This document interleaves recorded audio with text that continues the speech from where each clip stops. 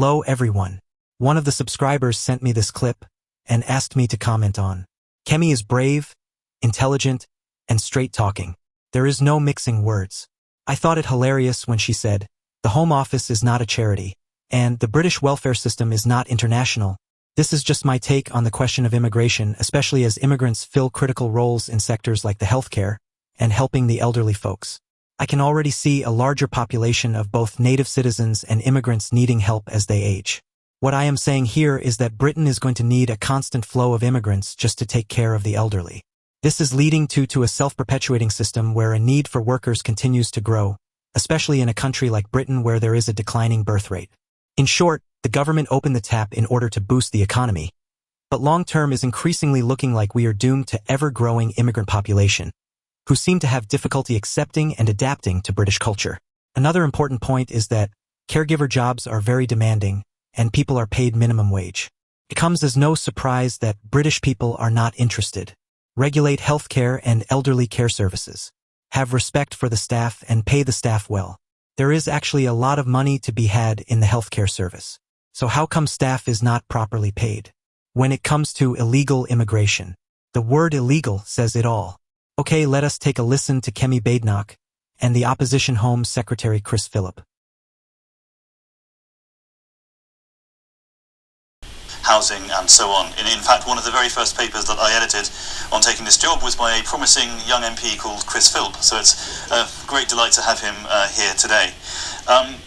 But in recent years, the CPS has also led the way in analysing the scale of post-Brexit migration, its changing composition, and its wider impacts, not least its impact on the demand for housing. Our research team, led by the brilliant Carl Williams, have made the argument for reforming our system of border control and ensuring that we really do focus on bringing in those who can make the greatest contribution to our country. So I'm very pleased, proud and honoured to welcome to the stage the Leader of the Opposition, Kemi Badenoch, and the Shadow Home Secretary, Philp. Thank you. Thanks, Rob.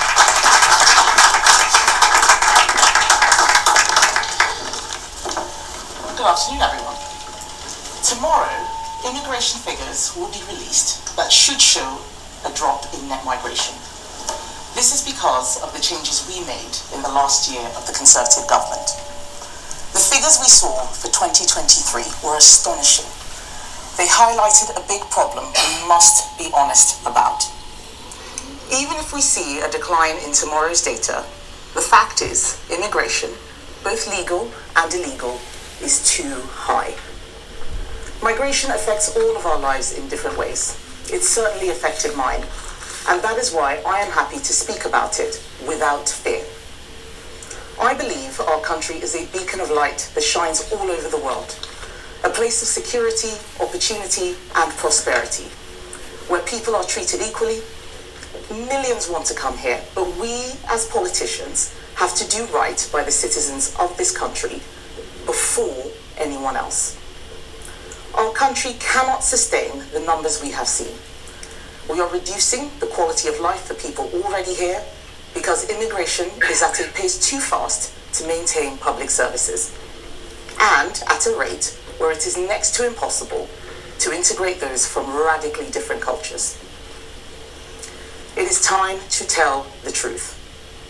For decades, the entire political class in this country has presided over mass migration.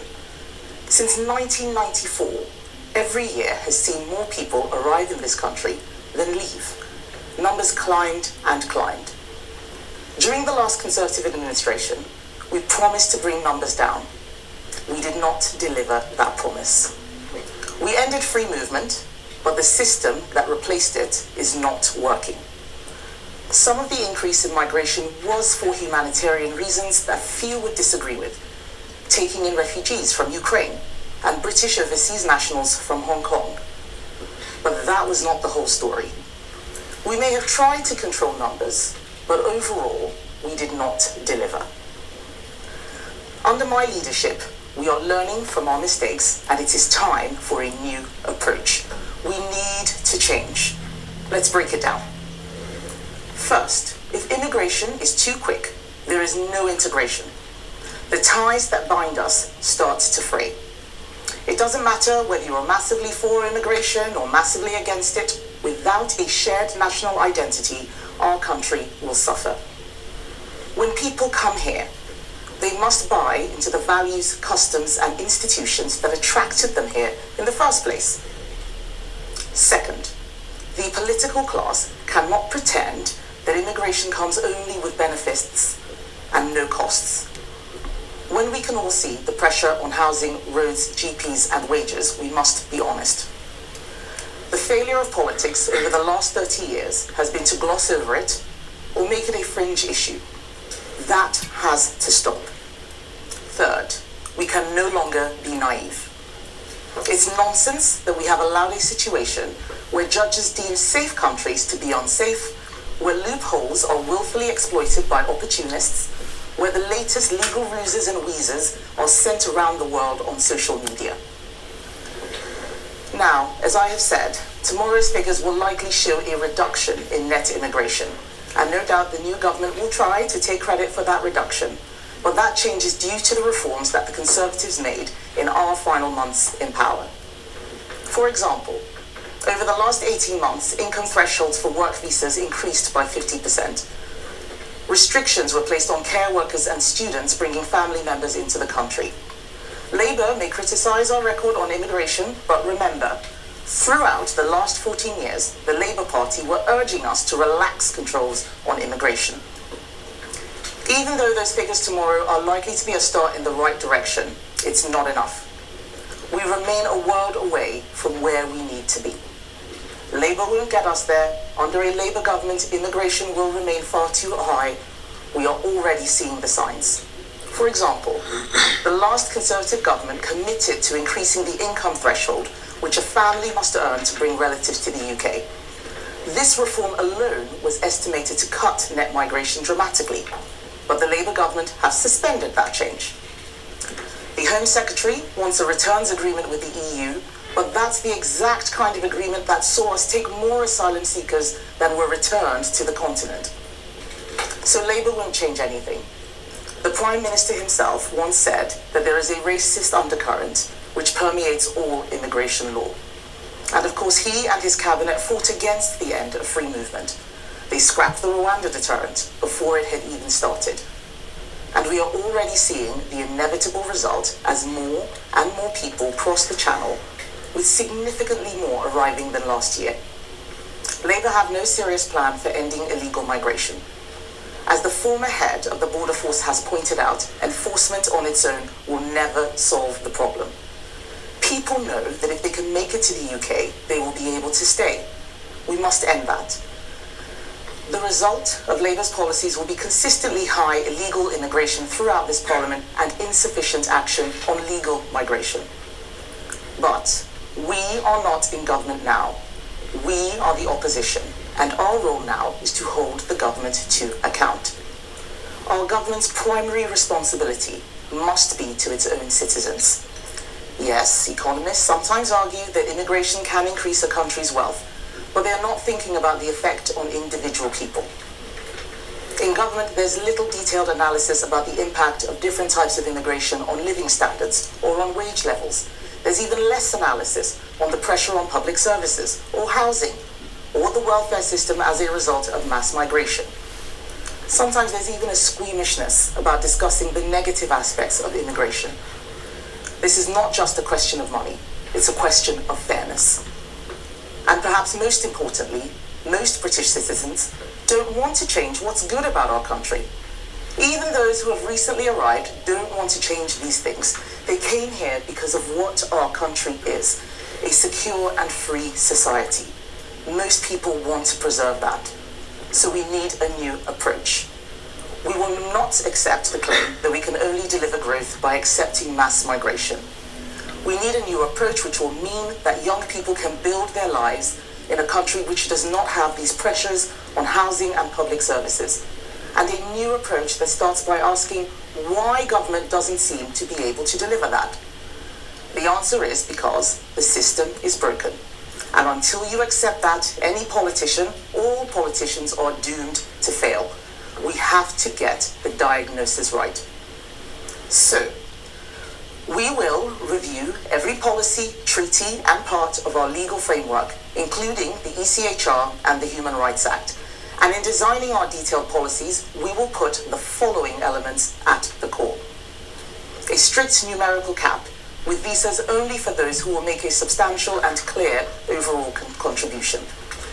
A fully transparent approach, publishing all the data, so that for the first time, everyone can see the real costs and benefits of different types of migration. A reconsidered approach to citizenship and settlement, making the path to a British passport a privilege to be earned, not an automatic right. Zero tolerance for foreign criminals remaining in the UK. And, of course, an effective deterrent for illegal migration. Overall, our plans will look at all immigration routes, family, study, asylum, and work, and at all ways people can enter the UK. We will look at the access of migrants and any dependents to welfare and public services.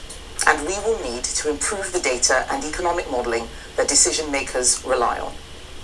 But I want to end on something very simple. We can argue about the effects of migration on the economy, we can discuss the impact on public services and housing, and we haven't done that enough. But fundamentally, this country is not a dormitory or a hotel, it is our home. We need to look after it. I want to rebuild the trust between the Conservative Party and the British people. I know we have a lot of work to do, but the first step is to accept that mistakes were made and to learn from them. As the new party leader, I want to acknowledge that we made mistakes. Yes, some of these problems are long-standing. This is a collective failure of political leaders from all parties over decades. But on behalf of the Conservative Party, it is right that I, as the new leader, accept responsibility and say truthfully, we got this wrong. I more than understand the public anger on this issue. I share it. The Conservatives will develop a detailed plan for immigration to put before the British public before the next election. They will have a clear choice: the policies of Labour, which are doomed to fail, or a new, coherent plan. It's time to tell the truth on immigration. And over the coming months, that's exactly what I'm going to do. Thank you. Great, well, thank you, Kemi, for that. Let me start by saying, as the new Shadow Home Secretary, that over decades, under successive governments, immigration has been far too high. Since 2010, net migration added 3.7 million people to our population. That is more than the population of the whole of Wales. It is the equivalent of 8 cities the size of Liverpool. Annual net migration has recently exceeded 700,000, and gross arrival numbers reached 1.2 million. Immigration at this scale is not acceptable, and the public agrees. 64% think immigration is too high, just 6% think immigration is too low. And Professor Brian Bell, the chair of the Independent Migration Advisory Committee, described recent levels of immigration as, and I quote, unsustainable. Professor Bell is right. High immigration has placed huge strain on housing, with net migration creating demand for 120,000 new homes per year. Public services, like healthcare, education and transport, are under strain. But it matters for our society too. Because for a nation to succeed, we need to be united in our values and share a sense of national identity and culture. And the truth is, this is undermined when large-scale immigration occurs, especially without integration.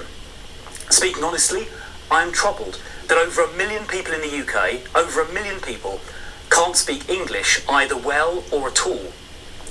For some nationalities, adult workforce participation is at or below 50%, with even more stark differences for women. In some parts of London, over a third of the population is relatively newly arrived, and in one part of East London, 73% of school children do not speak English as a first language. Now, these are real issues caused by high immigration without integration. Now, you often hear people, including government bodies, saying that we need immigration for workers and for economic growth. But the truth is, the vast majority of recent arrivals did not come here to work. Only 15% just 1 in 7 of non-EU visas in the last 5 years were issued primarily for work purposes. And even there, for every worker who arrived, on average they brought an extra dependent along with them. Huge numbers of visas were issued for study and for family, with only a minority of those ending up in work. And even for those who were in work, they were often earning very low wages. In 2022-23, around half of those who arrived on worker visa routes were earning barely more than the minimum wage. And 68% of migrants here working, 68% earned less than median earnings.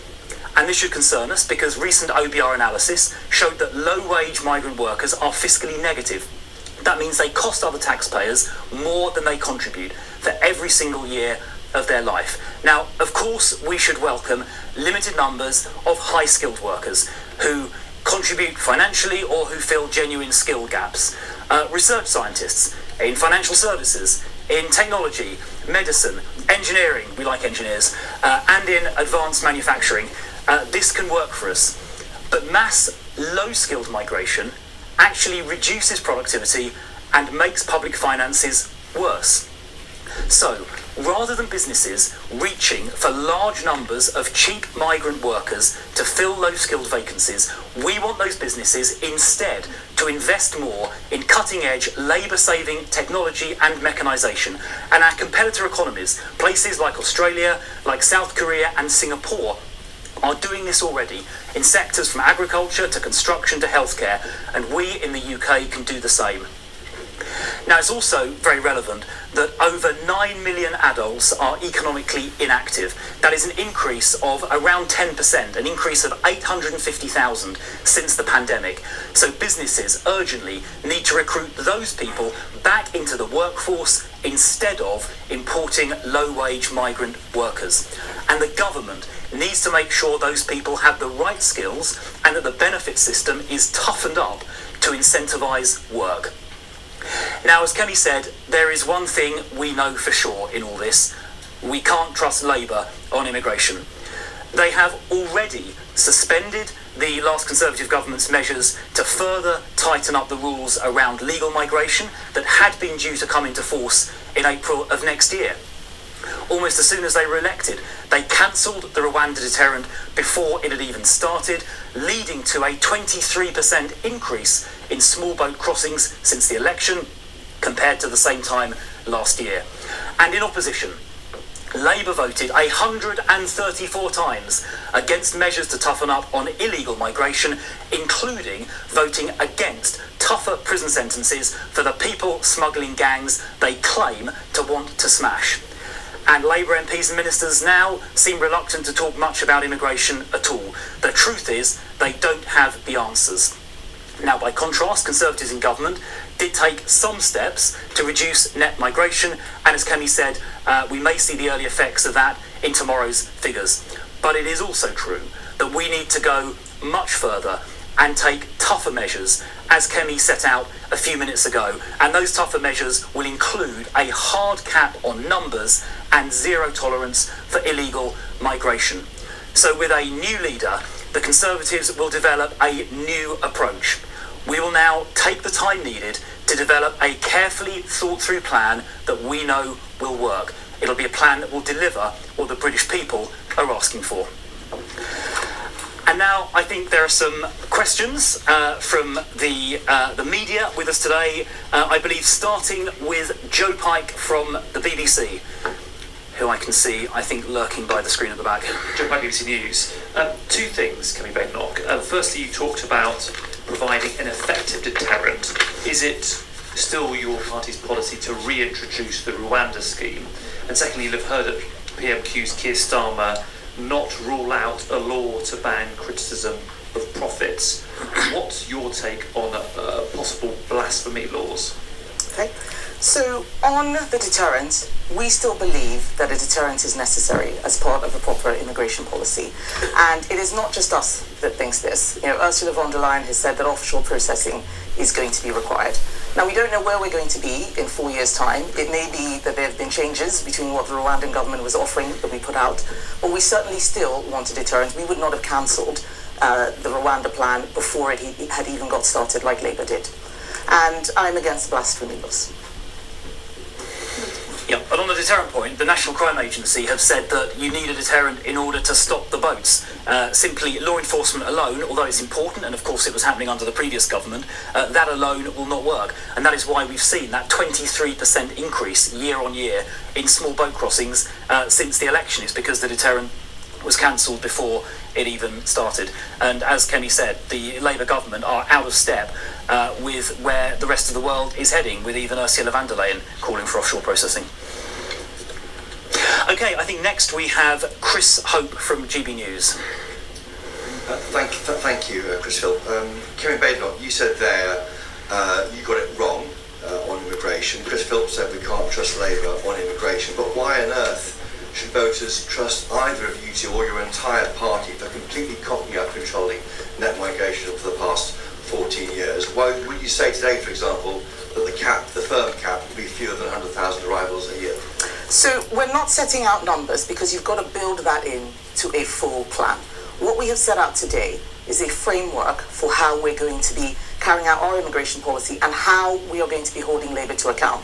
It's not good enough just to complain about what they're doing. We have to explain why it is the wrong way of going about things. But you asked, why should people trust us? To earn back trust, you need to acknowledge where you got things wrong.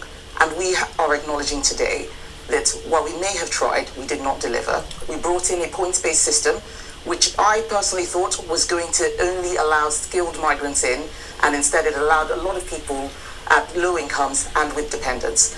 So we are going to change that. But we want people to know that we recognise their frustration, and in many cases, certainly in mine, we share it. Thank you. Great, so next is Steve from the Times, Steve Swinford.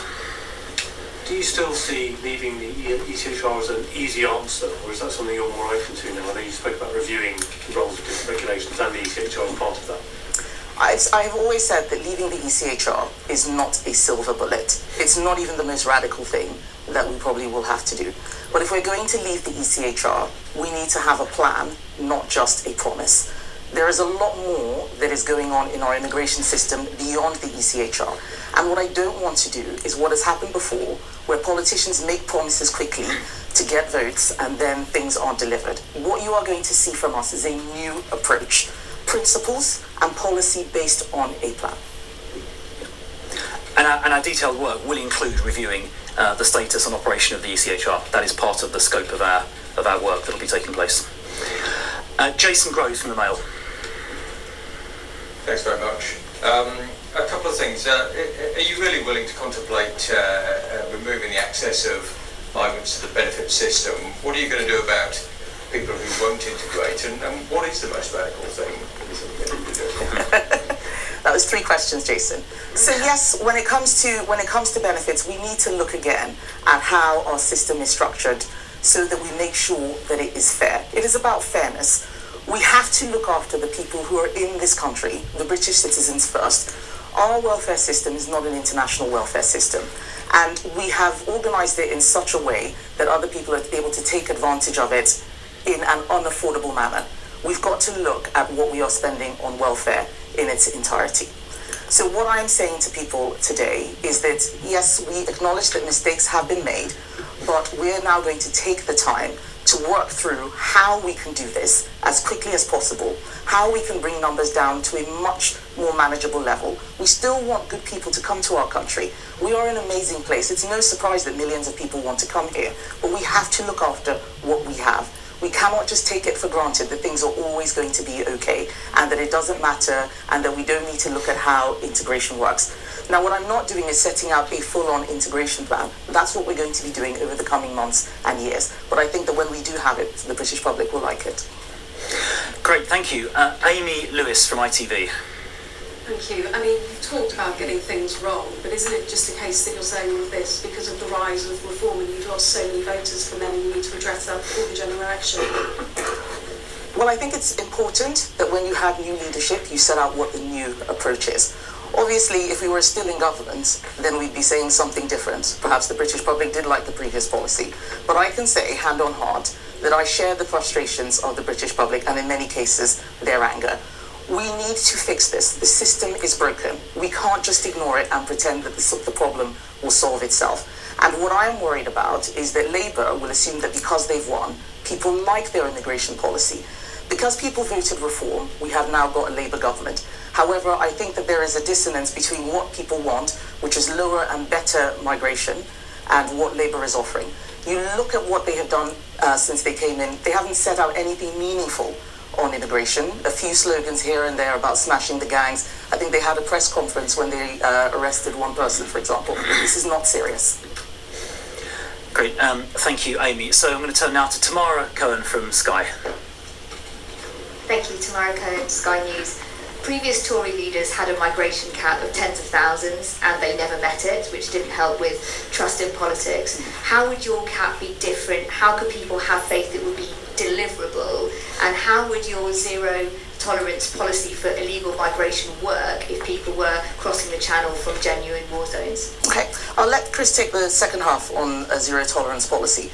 But why did the previous caps not work? My view is that there was an assumption that simply stating a number and was enough, and then hoping that things would work themselves out. What we will do now is explain how you will get to those numbers, not just stating the numbers. We are moving beyond rhetoric. I'm not somebody who just talks. I'm not a lawyer. I'm an engineer. Before we say things, we have to have a proper plan about how we deliver them.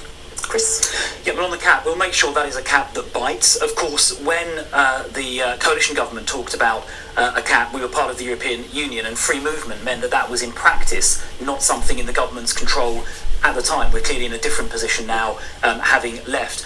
On the question about illegal migration, or criminals in particular, we want to make sure that where someone has committed a criminal offence, so-called foreign national offenders, they are always removed to their country of origin.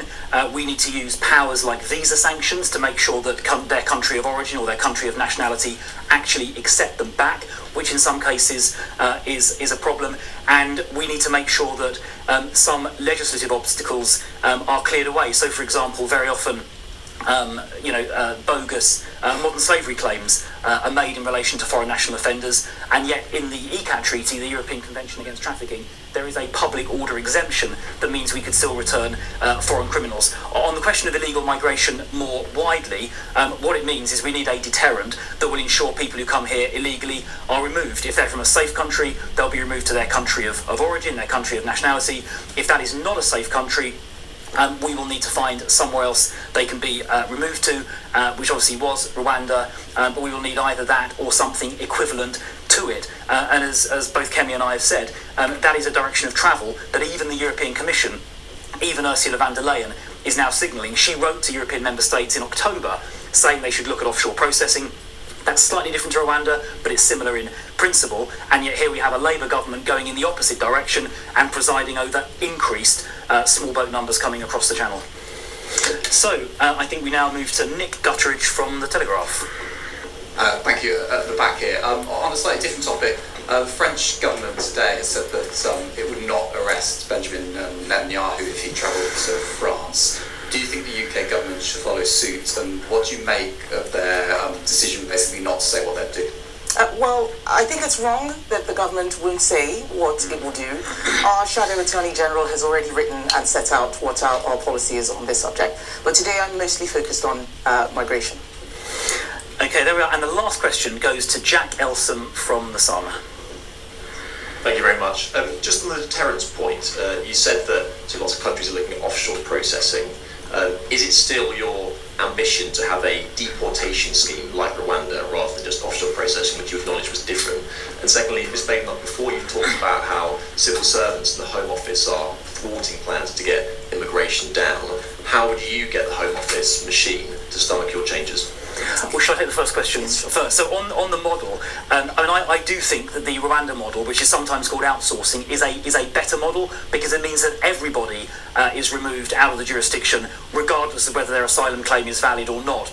Whereas on the offshoring processing model, which is what Italy is currently trying to do with Albania, although it's receiving challenges, it's different. That's where if the person gets the claim accepted, they can come back to the country they went to. I think that is not as good as the Rwanda model, because the Rwanda model means everybody, regardless of the validity of their claim, ends up in that third safe country. And for the deterrent to be fully effective, I think that is what you need. So offshoring is better than nothing, but I think the Rwanda model is even better than that. Thank you, Jack. So on that question, I've been very clear that I do think we need to look at culture as well. When I wrote my first op-ed on migration, I said that numbers matter, that culture matters more, and leadership is what ties it all together. And that culture isn't just about the cultures of people coming to our country, it's also about the internal culture that we have in the system, the culture in Whitehall. There are many good people in the Home Office, but I think we need to change the culture. There are also a lot of people who are there who would much rather be working in a charity, helping people with asylum, helping refugees. We've seen senior director generals, for instance, leave the Home Office to go to Amnesty International. The Home Office is not a charity, and we need to make sure that we are recruiting for it to do the job that it is meant to do, which is controlling borders. Right, well, I think that concludes the questions. So just a word to say thank you to those people who joined us. This is the beginning of a conversation and the beginning of the policy development that will happen in the coming months and years. Thank you. Thank you, everybody.